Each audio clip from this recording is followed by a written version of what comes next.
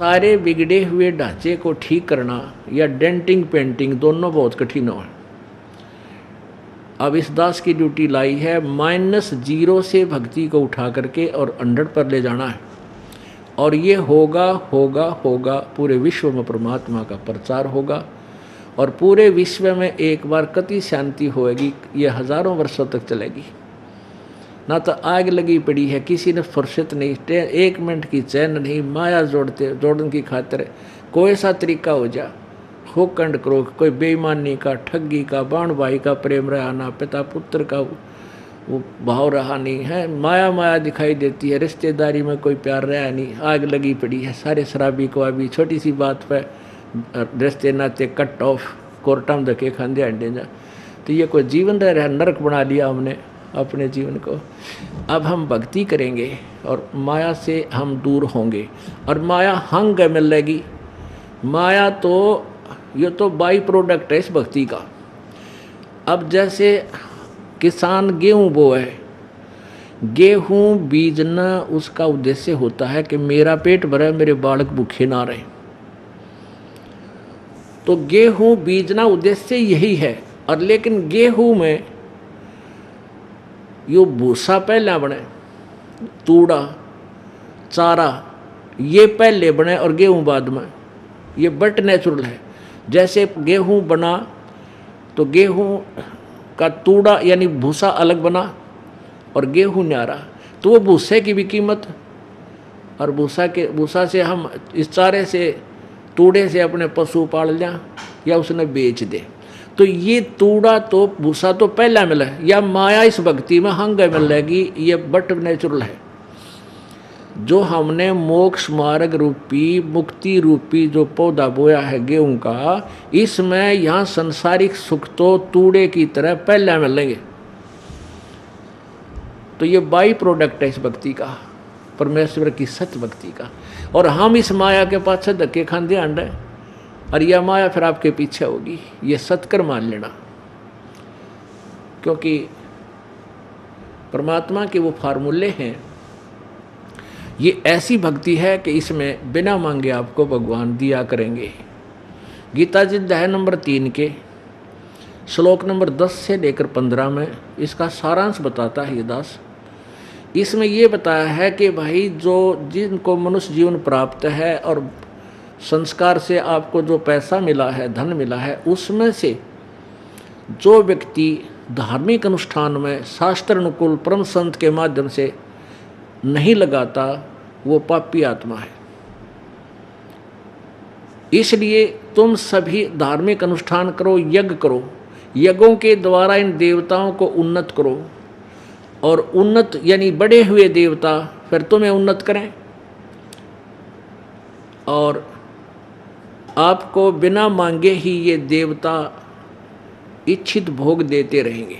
अध्याय नंबर 3 के ही श्लोक नंबर 14-15 का सारांश है कि सभी प्राणियों का शरीर अन्न से उत्पन्न होता है, अन्न वर्षा से होता है, वर्षा यज्ञ से होती है, और यज्ञ जो हैं धार्मिक अनुष्ठान, यज्ञ माने धार्मिक अनुष्ठान, ये शास्त्र अनुकूल साधना करने से ही उनका फल मिलता है, कर्म करने से। और कर्म लगाए ब्रह्म ने, और ब्रह्म की उत्पत्ति हुई अक्षर ब्रह्म यानी अविनाशी भगवान थे, और वो अक्षर ब्रह्म यानी वो परम अक्षर ब्रह्म ही सर्वगतम ब्रह्म। सर्वगतम ब्रह्म का अर्थ होता सर्वव्यापक, जिसकी सत्ता सबके ऊपर है, कुल मालिक ही सभी धार्मिक अनुष्ठानों में, सभी यज्ञों में पूज्य है, प्रतिष्ठित है। यानी उस पूर्ण परमात्मा को इष्ट मानकर पूजा करने से फिर हमारे शुभ कर्म बनेंगे, और उन सब कर्मों का फल हमें कौन देंगे? ये देवता देंगे।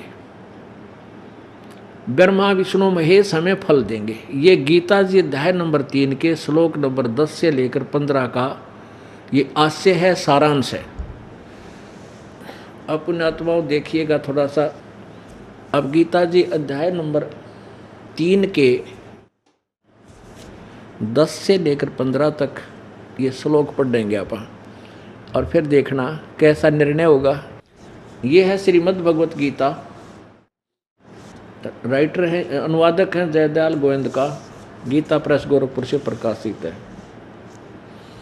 इसके अध्याय नंबर 3 पर हम आते हैं। अध्याय नंबर 3 श्लोक नंबर 10। प्रजापति ब्रह्मा ने कल्प के आदि में यज्ञ सहित प्रजाओं को रचकर उनसे कहा कि तुम लोग इस यज्ञ के द्वारा वृद्धि को प्राप्त हो और यह यज्ञ तुम लोगों को इच्छित भोग प्रदान करने वाला हो। 11वां, यज्ञ के द्वारा देवताओं को उन्नत करो और वो देवता तुम लोगों को उन्नत करे। इस प्रकार निस्वार्थ भाव से एक दूसरे को उन्नत करते हुए तुम लोग परम कल्याण को प्राप्त हो जाओगे। 12वें में, यज्ञ के द्वारा बढ़ाए हुए देवता तुम लोगों को बिना मांगे ही इच्छित भोग निश्चय ही देते रहेंगे। इस प्रकार उन देवताओं के द्वारा दिए हुए भोगों को जो पुरुष उनके बिना दिए,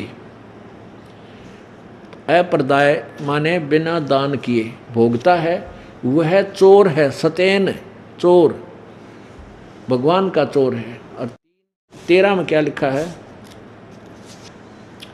यज्ञ से बचे हुए अन्न को खाने वाले श्रेष्ठ पुरुष सब पापों से मुक्त हो जाते हैं। जो पापी लोग अपना शरीर पोषण करने के लिए ही अन्न पकाते हैं अर्थात भोजन बनाते हैं, वे तो पाप ही खाते हैं। 14 और 15 का इकट्ठा अनुवाद किया है।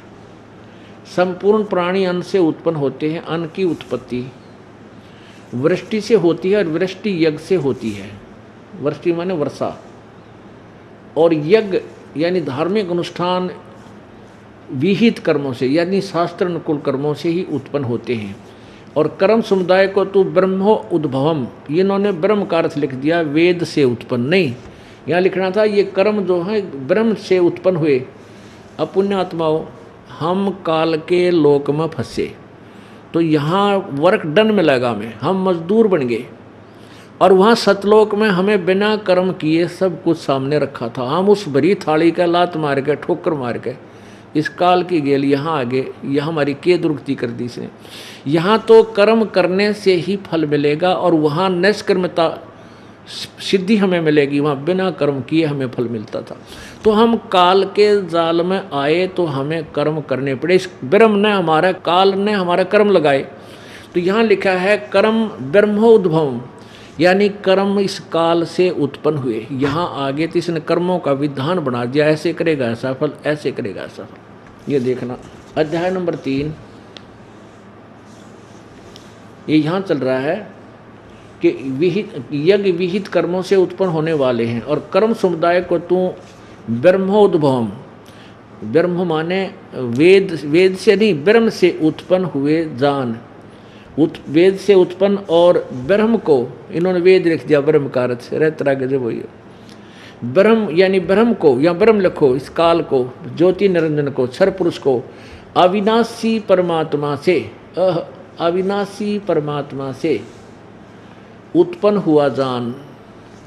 इससे सिद्ध होता है कि सर्वगतम ब्रह्म, सर्वगतम ब्रह्म यो जिसके अविनाशी परमात्मा जिससे ब्रह्म भी उत्पन्न हुआ, इससे सिद्ध होता है कि सर्वगतम ब्रह्म अर्थात सर्वव्यापी परम अक्षर परमात्मा यानी परम अक्षर ब्रह्म सदा ही यज्ञों में प्रतिष्ठित है। उसी को इष्ट मानकर पूजा की जाए तो तुम्हारे शुभ संस्कार बनेंगे।